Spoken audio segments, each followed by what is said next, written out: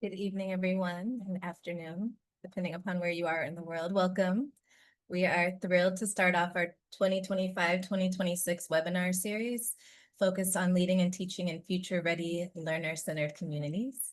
And our first webinar is around preparing for successful instructional technology. I'm Laureen Adams. I'm the Senior Director of Ghana ASCD. And again, welcome. We're excited to learn with you this evening. So the purpose of our series is to delve into various topics all year long that support leading and teaching in learner-centered communities. And by participating in our webinar series, we hope that you join us for more than one. You will strengthen your capacity to be a leader and teacher in learner-centered communities. You'll learn strategies that you can easily apply in your context. And our real goal is to help expand your network of and develop a professional learning community of educators that are committed to powerful student-centered teaching and learning. And for those of you who are new to Ghana ASCD, our mission is to really support educators in advancing their collaborative capacity building and strategic partnerships, all in service of accelerating learning for both educators and learners. And some of the ways we do this are by what we're offering tonight, our free webinars. We have in-person Saturday PD series that will start next month in Accra. We'll have our first one. I'll talk about that at the end. We offer consulting and we can do customized PD for schools. We have our EdExpress monthly newsletter where we highlight some of the things going on locally and internationally. We just launched our journal, Renew Ed, and we're about to have our second issue come out this fall. I will also talk about that a little bit more at the end of the webinar. We have a literacy program where we go into schools and work on developing literacy through read alouds and teaching reading strategies. And then what most people know us for is our International Educator Summit. We just held our second one in July. And this time we decided to offer it hybrid, and it was a great event. And we look forward to doing another one very soon. All right, so to get us started, we want to know who's in the Zoom. So if you can drop your name, your location, that could be helpful too. Your role, what is it that you do? And what's your favorite tech tool, if you have one, just so we can see who's here.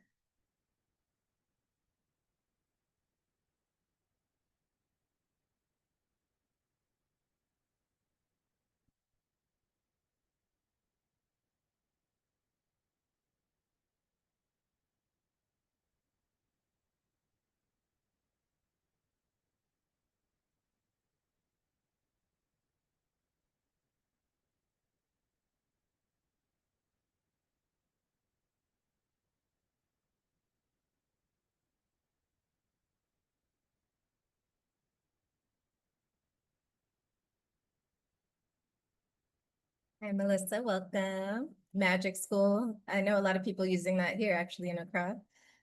Hi, Ryan. Yes, Padlets.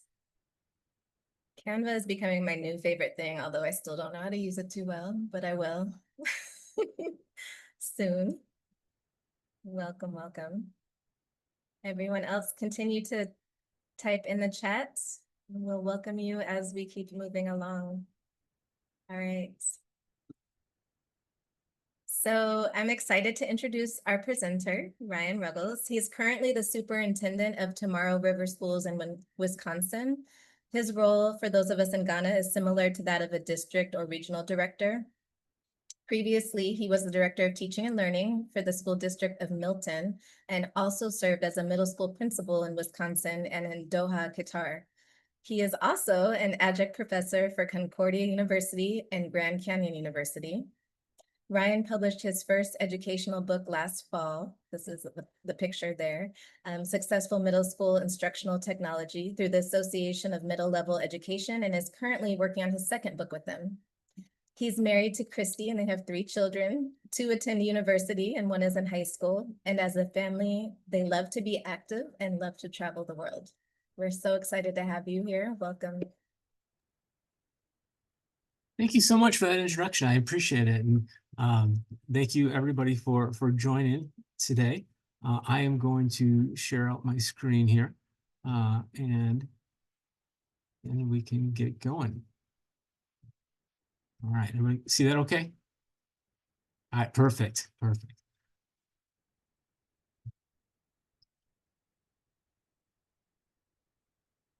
All right.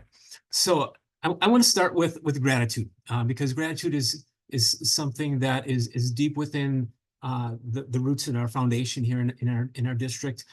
We have something called trust accelerators, and it's kind of how we do business, our norms, if you will. And express gratitude is, even though it's the last one on the list, it's probably the one that is most important to us, because gratitude leads to humility, it leads to relationships, it leads to empathy, it leads to equity, all good things. And it's kind of the lifeblood of who we are. So first off, thank you for joining me here today. I'm in the middle of my afternoon, the middle of my day. I know you all have worked a full day and kind of joining me here at the end. So I appreciate you taking the time to spend some time with me. If you're watching this after the fact, I appreciate you taking the time to watch it and learn together. Please feel free to reach out with anything that you might need after. But again, I appreciate you taking the time to learn and grow with me here. I'm not going to go deep in this slide because she gave me such a great introduction to start. But I always like to share some family pics, because that is really the lifeblood of who I am and kind of behind my why. You know, I have three amazing children, two in university right now, one in high school, and all couldn't be any different. You know, they are so different in every possible way. You know, one, school is never their thing and always needed some extra support. One, everything came so easy and never ever had to study. And the other one is kind of somewhere in the middle, right? So they have really helped me be a better educator as I've worked with them over the years. And I've been so proud of who they are as young people. My why for this work around technology, beyond just loving school improvement. I know that maybe doesn't sound like a super cool thing, maybe a little nerdy. I love school improvement. I like taking schools from good to great. That work really excites me. And when I think about technology and just how fast it's changing, I think as school leaders and just as educators in general, we have to be on top of that technology. We have to always make sure that it is at front and center of our school improvement plans, our PD plans. And it's not something that's just one and done, not something that I'm going to do one time and offer like one PD a year. That we are very intentional about our practices, very intentional about our plans to be better in that way. I do think how we talk about technology, how we approach technology in education is the most important educational discussion of our time. Some may disagree with that statement. Some might be like, wow, that's a step far. But granted, you know, I live in a small town now in Wisconsin. That yeah, I could kind of go out back in the woods. We could teach kids in the forest with just pens and paper or a chalkboard, and yep, they would learn. But are we giving them the future ready skills that they need? Are we preparing them for the world that they're going to be growing into? And are we giving them all the skill sets they'll need to make good decisions along the way? I think it is the most important discussion of our time. A lot of it is because of these things in our hand here, how fast technology is moving. We have to be able to address it as educators. And again, that means intentional conversations and ongoing conversations about how to be better with technology. One thing I always share whenever I'm working with educators is you don't have to be an amazing in technology to be a good technology leader or a good technology user. All right. There's tons of people that know technology better than me in terms of the apps to use and how to troubleshoot problems on a computer. Yes, I can do lots of basic things, and I keep growing and changing every single year. And I'll share in a future slide of kind of where you're at with technology. But I used to be pretty low. Like my first teaching job that I had, it was back in the early 2000s. 1999 actually, and we didn't have much in the way of technology. I had to learn everything when I got to my first admin job, and that district was way farther ahead than I was in technology time. So I had to catch up. And it was a sprint at that point. So you don't have to be amazing right now. You just have to be committed. You just have to be intentional. So here's some of our agenda and goals here for the day. I want to spend some time really thinking about our vision and philosophy around technology use. And that's kind of the high level part. And that's the part that I think a lot of folks miss and that we don't spend enough time on in education. We want to get to, hey, just give me a couple tools. And that's great. We want tools in our toolbox. We want to be able to have things to bring into the classroom to make a difference and make changes. But if we're not having those high level conversations about what is our true vision around using technology for students and for staff, we're really missing the boat. Then all we're doing is some fun things that engage kids. And great, we want to do that. We want to engage our kids in some fun activities and set that hook into learning. But one activity isn't going to move the needle. It is those bigger conversations that really helps move the needle. Reflect around our own beliefs around technology a bit. I will share some different models of technology integration. I'll talk real briefly today about just 4 of those different models. I don't prescribe to any single one of them. I don't work necessarily with any of those folks. They're all good models in their own right, and I'd say find one that works best for you. And we can't talk about technology without talking a little bit about AI and digital wellness, 2 pieces that are just very near and dear to my heart. Important things that I think we have to talk about, and again, intentional ongoing conversations. The one thing I will say about AI now is that just beware of the message and who's sending it, because I think it's one of those things right now that everybody's talking about. It's the hot topic.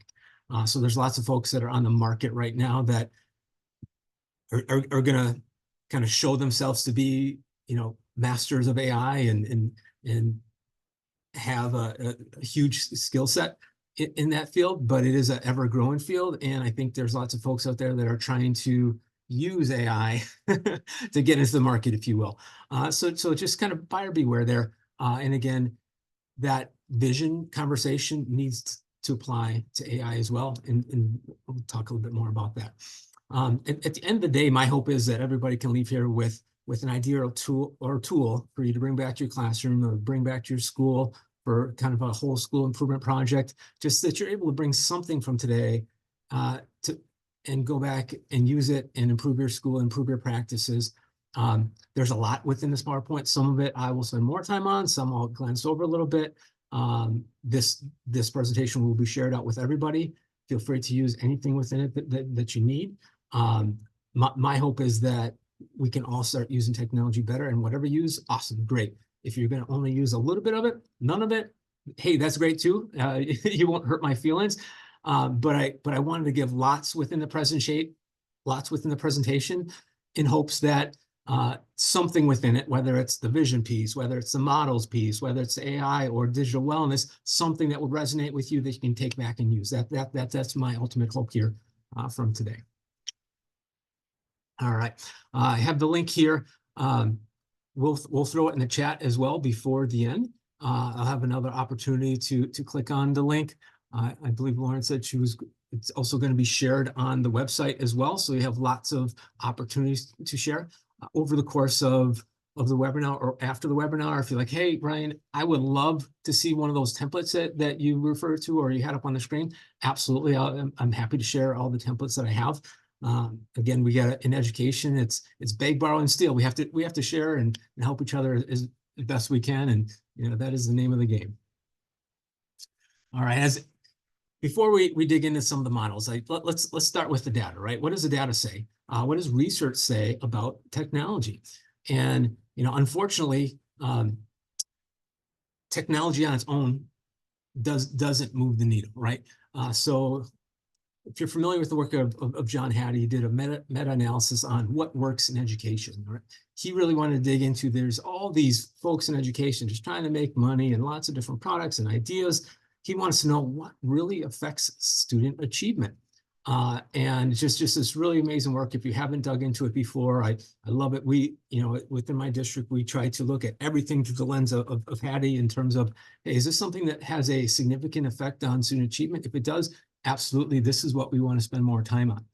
And in his initial research, he found that technology on its own had low impact on student achievement. And that meaning that if you were a district that just went from one-to-one, or not having devices, rather, I'm sorry, to becoming one-to-one, that in itself is not going to affect student achievement. It would have just a minimal effect on student achievement. Lots of folks that were in the technology world were like, wait a minute, what did you say? We don't believe that's true. So in some of his subsequent work, had he really tried to dig into some of the more specific practices around technology as well to say, okay, so what is it within technology that does move the needle, that does affect student achievement? And in that next part of his research, he did find that technology definitely can be a difference maker when used with intention, and there's specific strategies that you're using to increase student engagement, that it had a much higher impact on student achievement. In fact, there's a great book, Disruptive Classroom Technologies, Dr. Sunny Magana, really good work. He did some teaming with John Hattie on that too, because Dr. Magana was very focused on student achievement and was a lover of technology as well. And through their work, he found that folks that had utilized his model of tech integration and innovation, it's called the T3 framework for innovation, had an effect size of 1.6. So that's basically quadruple regular learning. They were able to quadruple student achievement. So if you can kind of vaguely see the Hattie's effect size that I took from the Renaissance Learn Insight. Anything that is kind of 0.7 and above has a stronger effect on student achievement, and that's what you want. Really, that's kind of the sweet spot of increased achievement. So for a 1.6 student achievement effect size was absolutely incredible. So we know that if you use technology right with intention, that it can increase student achievement, but you just have to be very thoughtful about it. All right. So what does that mean for us, right? What does that mean for us, for practitioners? Well, I always say you have to think about three main things. Number one, you have to have that digital philosophy, that vision for how you want to use it. We'll dig more into that in a little bit. You really need to think about digital wellness as a piece of its own and something that you're addressing on a regular basis. It's increasingly is something that we have to talk about. The work of Jonathan Haidt on the anxious generation has really kind of taken over. There's tons of talk about it on social media, and he's really pushes back on the idea of students having cell phones in class and social media and all that stuff. And absolutely, we need to be more vigilant around our digital wellness piece. That is an absolute. That third piece that we need to have, and what all schools really need to be thinking about, is those instructional expectations, and we're going to be talking more about that just coming up. But truly, it starts with vision. What is your vision for using technology within the classroom? What is your vision for using technology within the school?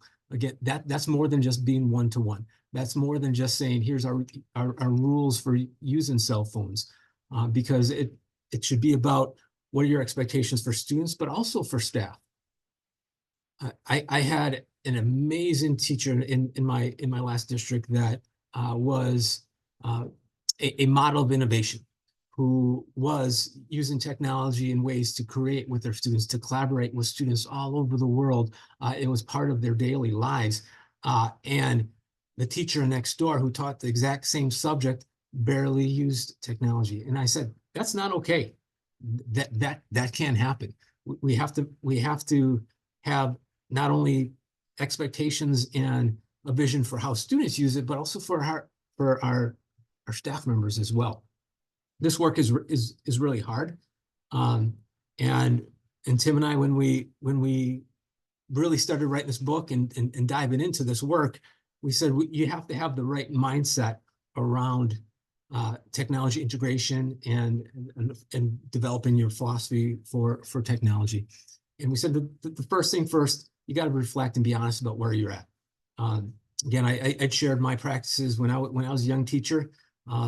I was willing to learn, absolutely. I just didn't have it around me. So, my honest reflection was, Am I capable? Yes. I just didn't have the experience. I had to go seek it out in other places, and I had to learn on my own because it wasn't a priority where I was. So you have to be just honest with where you're at, honest with your own skill set. And really that goes to the heart of all good teaching anyway. We should be reflective practitioners that are always looking at our lessons to say, how can I make this better? What can I do differently to engage kids? And how could I approach this lesson better to have some increased student outcomes? We should have fun and laugh. Like number one, we're teachers. We have the best job in the world after our jobs as mom and dads, right? Teaching is the best job in the world. We should have fun. We should laugh. We should love our way through it, and just know that sometimes things are going to go awry. I was doing a presentation at our local tech school on technology not that long ago, and guess what? None of the technology works. So I sat there in front of a group of, I think there was about 25, 30 people. Okay, here we are. This, and we have to be able to laugh through that stuff. It is what it is, and just know that there's going to be some bumps in the road. And with that, I try to model what we've called a fail forward attitude. So if there's any principals or school leaders watching, this is one of the most important pieces to really support with your staff, is encourage them to try new things, and encourage them to try new technologies, and know that you might not get the outcome you're hoping for the first time, but the second and third time, you might be spot on. So failing forward, knowing that, hey, you know what, we're going to try this in the name of good things for kids. We're going to try this in the name of achievement and giving them a good opportunities, and hope for the best. And we'll continue to try to be better. And again, that goes completely with that concept of continuous improvement as well.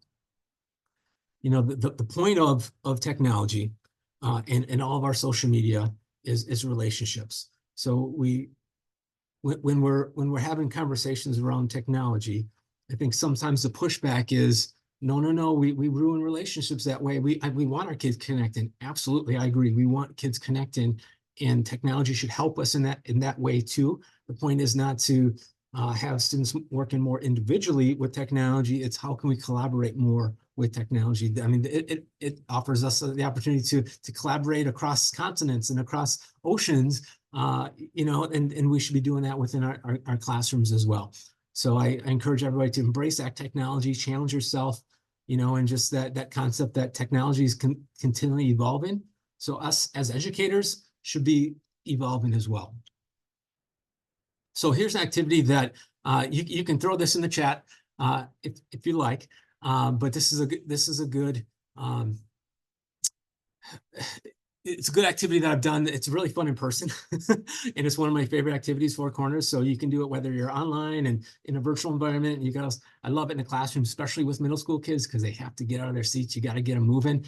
But it kind of gets to the heart of where are you at? It helps with overall school conversations about our beliefs around technology. So, are you super skilled in technology? Are you like me early on, like you just didn't have the experience? Are you somewhere in the middle? I did this exact same activity with a group, and it was really interesting to see some of our brand new young teachers with some of our 25, 30-year veteran teachers, and got them in their corners, and we started talking about their technology experiences, and that really helps move your team forward when you're building your vision for what instructional technology should look like in your classroom.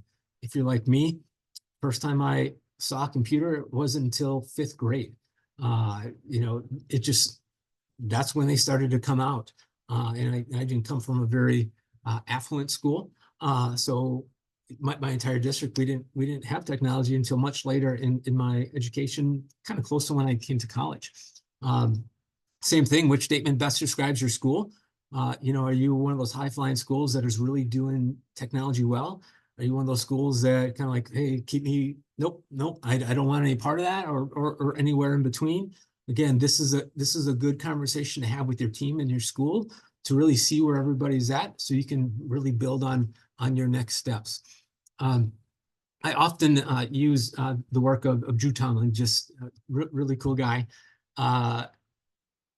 His work around urgencies.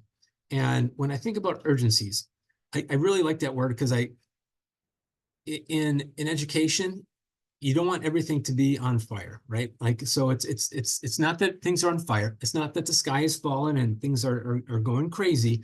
But when I hear the word urgent, I think we need to do something. We need to have a plan soon. And for me, when I think about technology, I think what are your biggest urgencies around technology right now? You know, is it the devices and infrastructure itself? My previous district, where I was a director of curriculum instruction, I can tell you we were that high flying district. We were that district of innovation. We had an amazing infrastructure. And our teachers were doing some pretty innovative things. As I've come to Tomorrow River, we've got some amazing staff members, but our infrastructure wasn't there. So when I got here, I knew my urgency was on my end of, okay, I got to make sure I take care of the infrastructure piece and some of the device management piece, because my teachers have the skill set. But if I say, hey, let's be innovative, they'd be like, Ryan, our devices aren't working. What are you talking about? So what are those urgent needs right now when you're thinking around using technology within your school? And then what are your next steps in order to help make that happen? This is just a attitude statement that I've used with staff members as well, as we're kind of building our why. I'm not going to dig deep in that. There's some good examples in the book, and I also have kind of a template that I can share out if you would like. But let's dig into kind of that classroom level. Okay, we talked about the visionary piece, and that is the number one piece, and we got to make sure that conversation is ongoing. But okay, let's dig into some of those planning pieces. So from that high level here, you know, again, what is your why around instructional technology? Is it because it's fun? Is it because it's engaging? Because is it motivating the kids? Like what is it that brought you here today? What is it that you think is important for our kids to know from a technology standpoint? Something that we found with the schools for Tim and I that we worked with, what we think is really important is the words that we use with our students around technology. There's a book that came out many years ago now, but I think it's really important. This book was more around choice words you use around discipline with kids and around motivation with kids, but we think it applies fully on with technology as well, because kind of the premise of that book is the words we choose with our students really matter. So if our words around technology are really negative and it's like, you know, phone, bad, and you know, all they're hearing is frustration from that lens, that's going to be their attitude towards it. If we're very intentional with the language we use around technology of like, hey, this is an absolutely amazing tool that you can use to innovate and collaborate and do some very creative things. On the flip side, it's also can be highly addictive. It can cause some bad habits. So we have to be very intentional about the conversations with our students that we're having around technology, and we have to have that common language. We were very intentional within our district around just simple commands within our school of screens up, screens down. Sounds really silly and simple, but from classroom to classroom and day to day even with your own classroom, you know, do students know your own philosophy, but also your procedures for how you're going to use your technology and when you're going to use your technology. And that last high level piece I really want you to think about is assistive tech. Technology not only should connect us and build on that relationship piece, but it's also used as a way to remove barriers. And I can say this because this is near and dear to my heart. My daughter, my daughter has dyslexia, and we didn't know until she was middle school. Surprisingly, she had lots of ways to mask it. She was high level in music, and we're like, oh man, like she can't be, you know, there's no way. But she memorized all the music from listening to it, so we never knew. Fast forward years later, once we found out we got the right support, one of the biggest things that really helped her move forward as a student, and now she's a senior at university, is some assistive tech that was directly aimed at her as a dyslexic student. So she had a screen that had certain colors and fonts. She was able to change a filter on it to kind of follow with her where she was going. And that just opened doors up for her.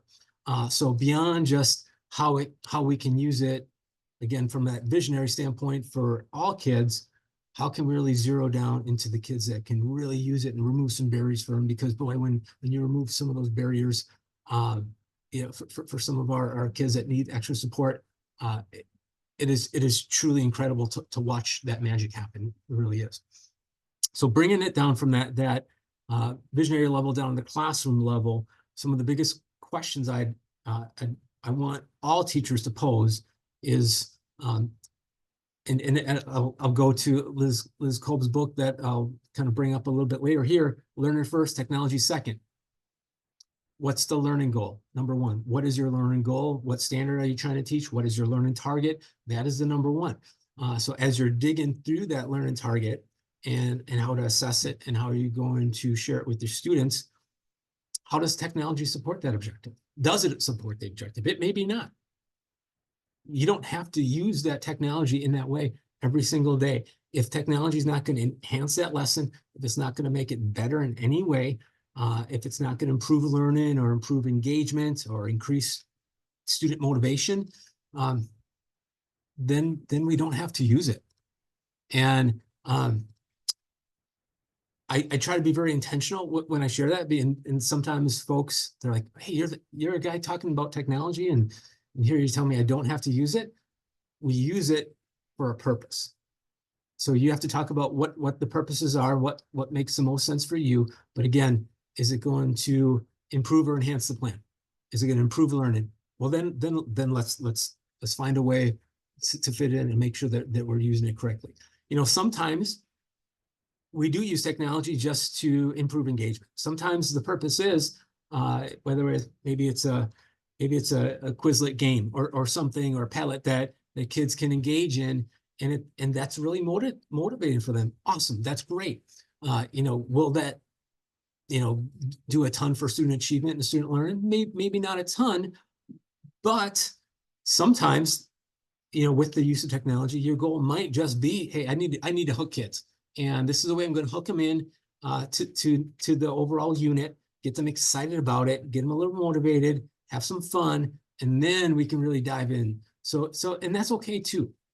That's okay too. But let's be very intentional about our purposes of technology, and not just we're not going to just use it for replacement. We're going to take notes digitally instead of writing it longhand and say, hey, I integrated technology. Let's be very purposeful with what we want to do with it.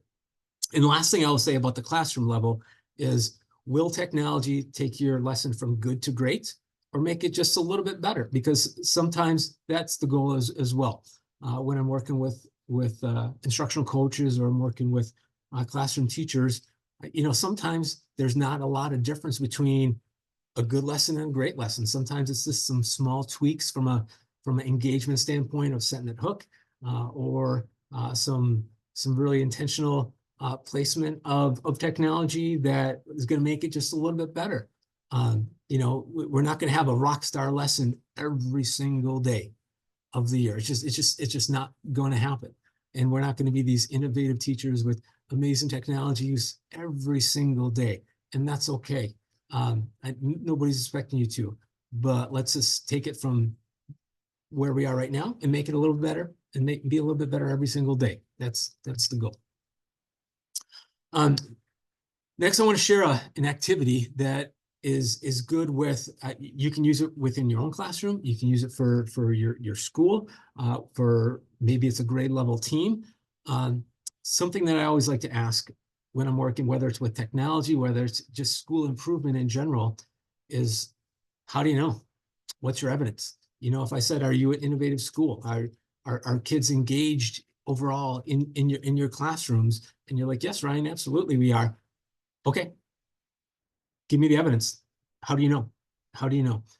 This is just a simple reflective activity to kind of take you through to walk through your classroom to have some look-fors, walk through your school to have some look-fors. What evidence do you have that from a technology standpoint, that your philosophy matches what's really happening? Jimmy Casas just put out a book on, I believe it's The Words on the Wall, or I shouldn't have referenced it without knowing the exact title. But he's made that reference before. So do the words on your wall match what's really happening, or is what's coming out of your mouth? Oh yeah, absolutely. This is the kind of school we are. Is that matching the actual practices that are happening within your classroom? I'm a big believer in one pagers, and that's something that if this webinar was more of a workshop and we're going to spend some time with teams, I always try to get teams to create a one pager around on their technology vision, and this one pager is it's a commitment not only to the school but to the students and the parents of this is what we believe from a digital skill standpoint, from a student expectation standpoint, and a staff standpoint on technology. I want to forward on to the next one.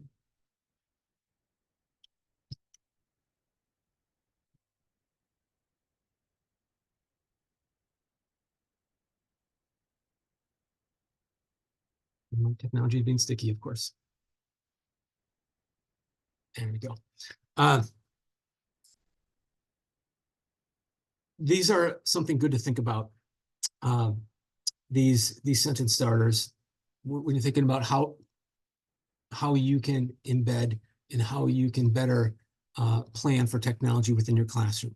Again, this kind of goes back to some of those questions from the classroom level that I was just talking about, that I've asked you to think about, is learning should be.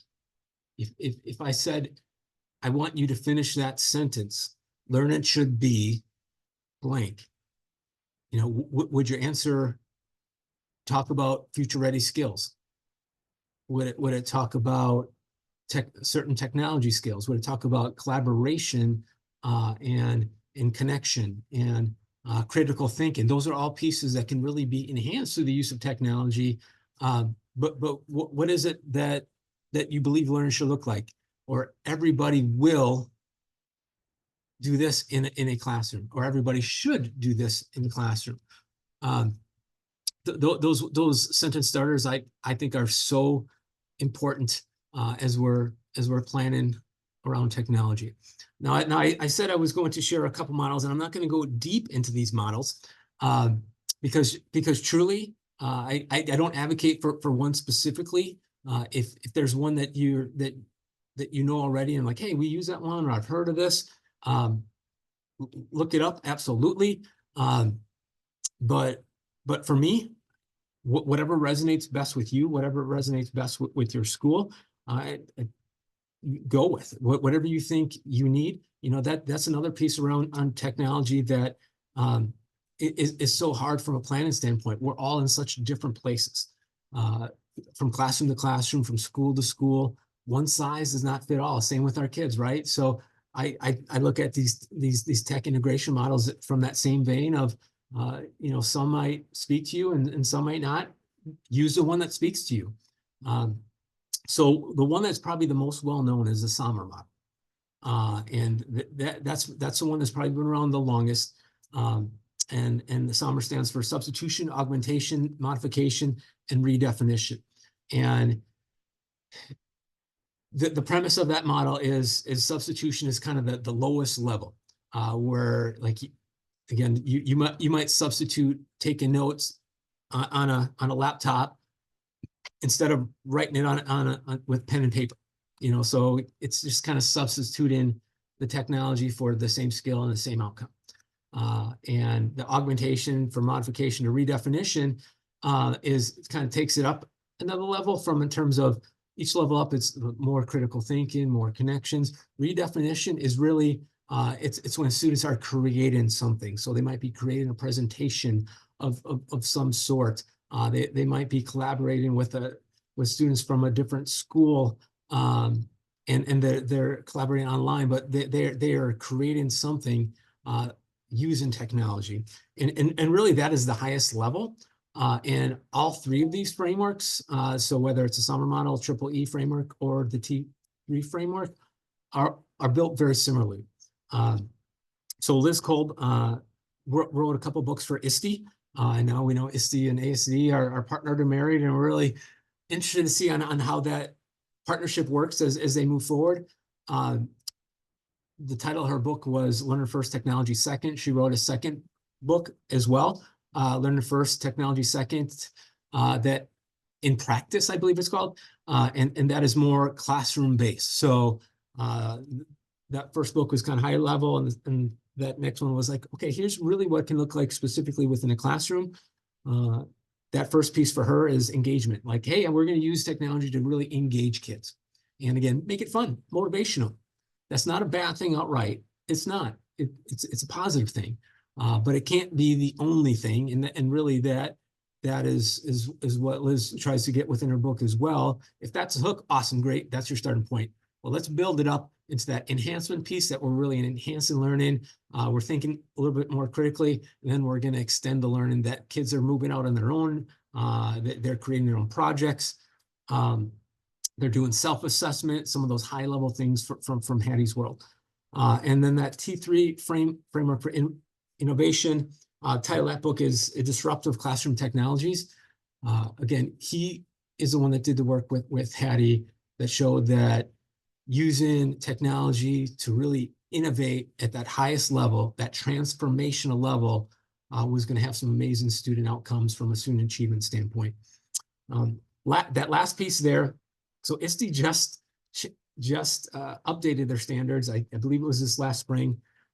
So they're pretty new to me as well. And a lot of folks, I love the ISTE standards. I think they're amazing. So they have standards for students, educators, educational leaders, and educational coaches, or educational technology coaches. So they have the standards for all four of those groups right now.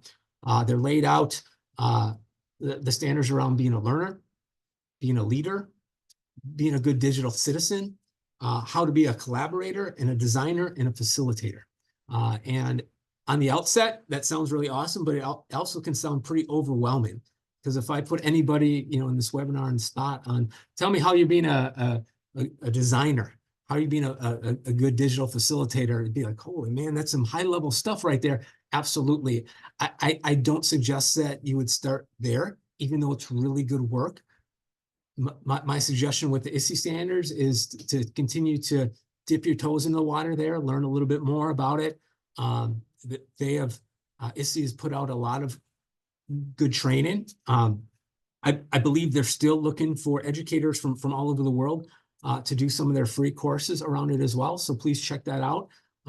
Again, I don't work for ISTE. I don't work for any of these folks up here. I just want to give you lots of different examples. And again, choose the one that works best for you. Choose the one that speaks to you. If the one that really speaks to you isn't on this page, that's awesome too. Again, I just want to give different ideas for you to use. Here's the summer model in a little greater detail. Again, the lowest level is just that enhancement piece. And our goal is transformational learning, is to go from just fun activities where we're, doing some engaging quizzes, with kids, and kids are getting excited about getting on some teams, to create brand new things using technology. They might be creating a website of their own. In my previous district, we had some student leaders that helped create our website, that we had student help desks, and that was all created through a class that we developed just for students. Again, just transformational stuff. I know I've given a lot of information here today. I do want to hit on two quick topics, and then we'll open it up to some questions here at the end. But I know AI is a topic of its own, and we could spend hours in itself just talking about AI. Be very intentional about your practices. Be very I don't want to say leery. That's not the right word. But as you're looking about who's given the PD around AI, just very mindful of where it's coming from. Again, there's lots of folks that are out there seeing it as the money maker right now in education. I was at the ASCD ISD National Conference in San Antonio this last July. Absolutely amazing. There's so many different companies on the market right now. Some good, some not great. Some trying to do amazing work for education. But just very mindful of what's out there right now. What I want to see with every school is for school to create a belief statement around AI. I think that's hugely important. Before you decide, hey, this is a tool I'm going to use within my classroom, or this is a tool I think is great for my school, make sure you're talking about here's how we're going to talk about AI as a school and with our students and with our parents. We just created our own AI belief statement for my district. It's similar to this, but I thought this one was an amazing one. We did some work with Hilliard City Schools in Ohio, and just if you look at their definition, what I love about it is they're saying overall, hey, AI is not perfect, but it can be an amazing tool. And I think we have to be very honest with ourselves and honest with our students and our parents about that, of like, hey, we're not banning this because that, we might as well bang our head against the wall if we're going to ban all AI. We got to get ahead of it and say, hey, this is going to be an amazing tool if you use it right. Something that we did just recently, actually, we did it this summer within my district here in Tomorrow River. And I apologize for the errors because when I copied it to make a screenshot, it didn't apply well. So if you're interested in this, I can send you a cleaner copy that doesn't have some errors on it. So I apologize for that. We did it by level. And I've seen some schools that had 4 levels or 5 levels of AI use. For our purposes, we said 3 makes sense. So our teachers are going to be doing lessons with our students this year. All of their assignments are going to have these symbols on the assignment. And our elementary is going to teach it to their kids, but then our middle school and our high school, so grades 5 and up, on all their assignments, they're going to either have nope, there's no AI on this assignment, or they're going to have the light bulb of this is the level of AI you can use on this assignment, or they're going to have the highlighter checker. Yep, this is the highest level. You can use AI as a revision tool for this assignment. You just got to make sure that you cite it well. Our teachers are really excited about this, and I think it's going to help clear some things out for our students as well, and just be a great tool for them. Again, there's so many tools out here. I don't work for any of these folks, and the ones I have up here, I think are some amazing. So if you're not familiar with Brisk, I think they're doing really good work around content creation and resource creation for teachers. But these are some of the tools that we said we are going to invest in and use as a school. Obviously, we've been using ChatGPT for years. It was one of the first, so all of our people have accounts.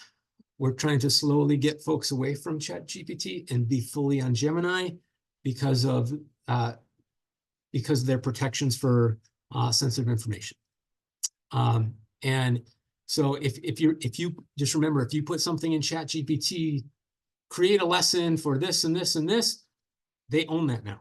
ChatGPT owns that information. So if you put any personal information in there, that's housed with them. Now Gemini protects some of that information. So again, we're slowly moving over. We have a Canva subscription for our entire district, and Grammarly and Brisk. Those are tools that our folks love and use, and those are the ones that we said we're going to go all in on. There's others, but these are the ones that we really want to focus on because there are so many, and it's something that we'll continue to use. But just really be mindful of the choices that you make with some of them. I'm going to skip over this one. So that's oh, went too far. All right, we'll go back. And last, digital wellness. Again, I know lots of different information here, but with technology, I think we have to be talking about AI and digital wellness all the time. We have to be proactive in our approach in that. So our school has a really, I feel, amazing SEL plan and so social emotional learning. we're we are committed to that as a district. And we were kind of doing some digital stuff on the side, and we're like, man, what are we doing? We have to make sure that that's embedded in all of our talks. Whenever we're talking about social emotional learning with our kids, we have to be talking about so that digital piece at the same time. So our staff regularly especially at the higher levels will say, get out your cell phones. Let's look at your usage. And we actually dig into it, and kids are looking at the amount of time they're spending on certain apps, the amount of time that they're on their phone. We're having discussions about that. It's something that's real that we need to be on top of. Again, knowing that it's an amazing skill, it's amazing tool for us to be able to use, but it can also come with a downside, come with lots of negatives. So we have to be reactive, but also proactive in that way as well. So proactive in that we're teaching it and having those conversations, but reacting as things are happening, that we are going back to that conversation. And if there happens to be some issues online, that way we can address it. The last things I wanted to share before we kind of move on to some questions, Thomas Murray, I think is one of my favorite educators. I think he's so good from a motivational standpoint. He's one of those folks that gets relationships in instruction. And I'd really push anybody within this webinar, to know both sides of that house. All right. I know some folks that are really good at one and maybe not the other, but man, if you're really solid and know that relationships are the building block for everything, and relationships can lead to amazing things from an instructional standpoint, that's really where we want to be. And that's where Thomas Murray is. And he's also clear that technology enhances what we can do and it can improve what we do, but that is not the focus. And that's how I'd want to leave this here with everybody today is I love technology. It can transform. It can be really transformational within a school, but also intention, leading with your heart, leading with those relationships, and having that vision of what we want for all kids is the number one.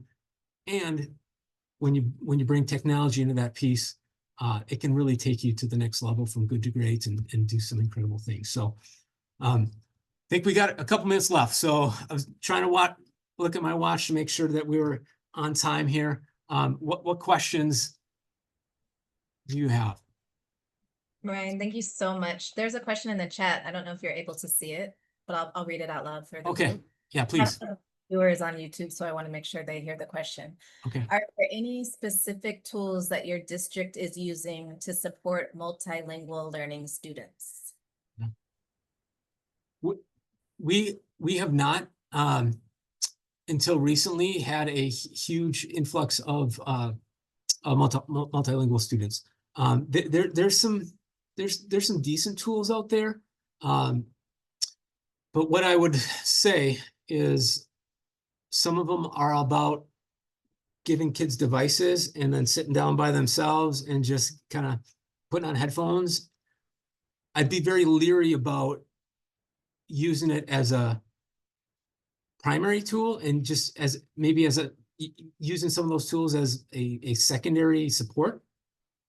It would be a good practice, if it's something that a student can use during a study hall or during some downtime at the end of class. I think that's a very good practice, but just to be very careful, and I hope I don't want to be preachy, just be very careful that it's not going to replace instruction. Absolutely, thank you. So I want to share a few of my reflections, and then I do have one question, but I know some of us joined a little late, so I want to highlight some of the great things that you shared already, and thank you. You shared so many great strategies for preparing to have successful instructional technology in your schools, either as a leader or as a teacher. First of all, the biggest takeaway for me is that we really want to use technology for transformational learning. Ultimately, that's the place we want to get to. So thank you for underscoring that. The commitments that you shared are phenomenal. One in particular stood out to me, which was tech evolves, and so should we. And I guess the question that comes out of that is, how can we keep up? You started by saying we don't have to be an expert on all things technology to integrate it well, but how can we keep up given all of the other things we have to do? Absolutely. That's a great question. And, it really starts at the top. And um, schools have to make sure that when you're looking at your PD schedule for the year, that you're not having a half an hour or, half a day beginning of the year, and that's our tech time, and then you don't do anything techy the rest of the year. You have to make sure that it's ongoing throughout the year, that you have specific goals in the fall. Like, hey, we have this new tool that we're going to introduce, that you go back to it over the course of the year, and that you do some reteaching, and that you have some good conversations, and that you give teachers time to practice. We can't spend all of our time in PD talking at folks. We have to share some resources, talk about philosophies, but then give teachers time to work together, to collaborate, to see, okay, how is this going to fit into our lesson and what makes the most sense? Sometimes when I'm talking with schools, I say, you have everything you need. You don't have to always go outside and find this the amazing speaker to come in and talk to us for the day.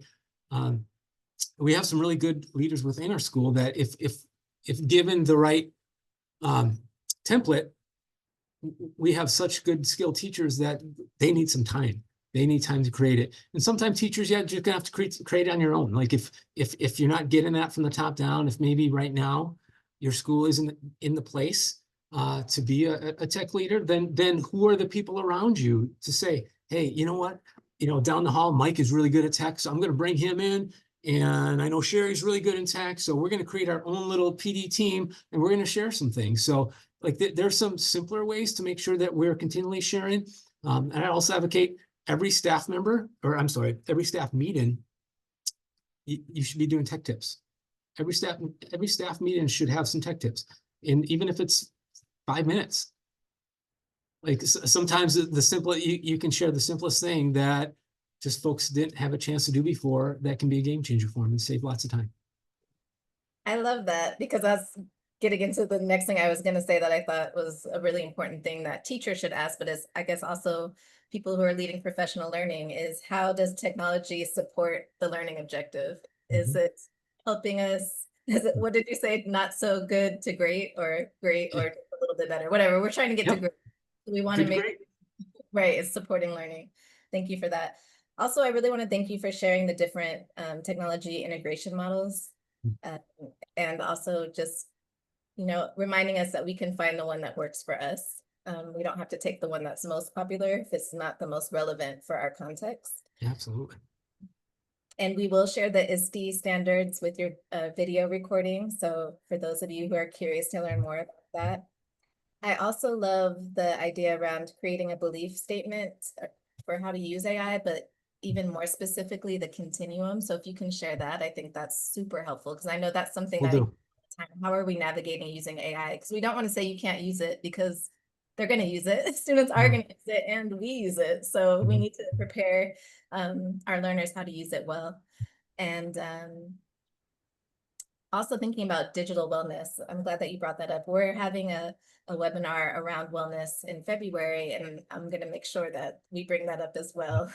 I like the way that you said it's really integral that we talk about both our social emotional learning and how we're managing our use of technology. So thank you for that. And thank you so much for your time and expertise and sharing it with us. We are so grateful. Well, awesome. Well, I just appreciate collaborating with everybody, and I will share the continuum with you. And I think I have another example I can share as well, of a 5 level in case that's something of interest as well. And if there's anything else, just reach out. I'm happy to share any templates I have, and please feel free to use anything and nothing that I have. So whatever you need. So thank you so much. I'm going to go ahead and share to close us out.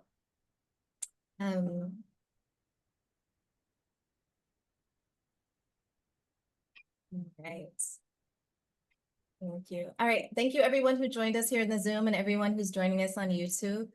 I wanted to kind of close out with this quote: the best way to predict the future is to create it. So this is our opportunity to create the kind of instructional technology that we want to see happen in our classrooms and schools. And we have so much leeway. And now we have so many new tools that we can use to help us create what we want it to be.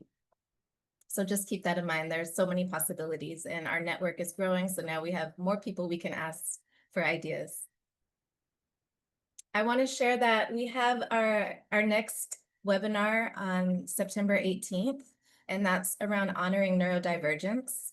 We're happy to have Justina from Nature Sprout Academy here in Ghana, which is a center for neurodivergent learners, and Dr. Nikki Elliott, who is the director of the Center for Embodied Equity and Neurodivergence at the University of San Diego.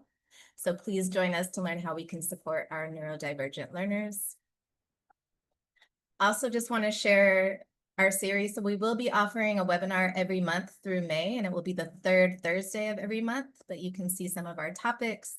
So after neurodivergence, we'll be talking about STEAM education, and then we'll be talking about how to navigate your instructional power in November. We'll start off 2026 with wellness, as I mentioned, followed by AI and tech in February. We'll talk about culture and learning in March, assessing the 4 C's in April, and then we'll close out with reflection. And for those of us who are interested in in-person sessions here in Ghana, our first face-to-face session will be September 13th here in Accra. That's where I'm based. And all of our in-person sessions are going to be around fostering the 4 C's in teaching and learning. So Ryan alluded to those many times throughout his presentation, but we really want to talk about concrete ways we can incorporate it in all of our teaching and learning activities. Again, I mentioned at the top that we are happy to roll out our second issue of Renew Ed, which is a journal for education practitioners. And I know some people are interested in publishing, and our due date for submissions is the 29th. So just a reminder for those of you who are trying to submit an article, we look to have it out by November 1st. And the theme is based on our theme for the conference this summer, which was Innovating for Impact, Leading and Learning Together for Sustainable Education. And if you want more information about that, I'll share our contact information in just a minute. And of course, if you're not yet a member, we would really like to encourage you to join Ghana ASCD. We are a nonprofit organization, and we like to offer as much free PD as we possibly can. And in order to do that, we need to generate some money. So your membership helps us to do those things, and it also helps you to get access to some things that we offer ahead of folks and exclusively. So you'll get our newsletters, you'll get the e-journal. Of course, you'll be first to know when we have our webinars, and you'll have discounted registration fees for our Saturday session and any of our conferences. And then lastly, I'd like to close out with appreciations. I know this is a particular time of day for all of us. Some of us, it's the middle of the day if we're joining it from the States. And for those of us here in Ghana, it's the evening at the end of a work day. And for many of us, our first week back at school. So thank you for taking the time to be here with us and for participating. If you'd like to share an appreciation in the chat, you are welcome to. Otherwise, I will share all of the links to everything with the recording. So those of you who registered for the webinar, you'll get it via email, and it will also be attached to our YouTube account as well, YouTube channel. Thank you all so much. And if you have questions, you can always email us at info@ghanaascd.org in the chat. Have a wonderful evening, and we hope to see you next month. Take care and be well.